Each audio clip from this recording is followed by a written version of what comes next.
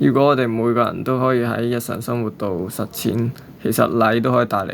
我好多益處，例如減少衝突啦，即係好似如果我頭先話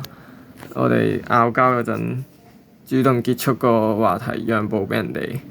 咁人與人之間嘅關係就相處就會變得和諧。咁而我哋去到其他國家嗰陣，跟隨人哋嘅習俗，各地人就唔會因為文化唔同而有鬧交衝突，就會體諒大家嘅唔同，尊重對方，令到人與人之間嘅關係都變得更密切。咁如果我哋喺巴士讓座咧，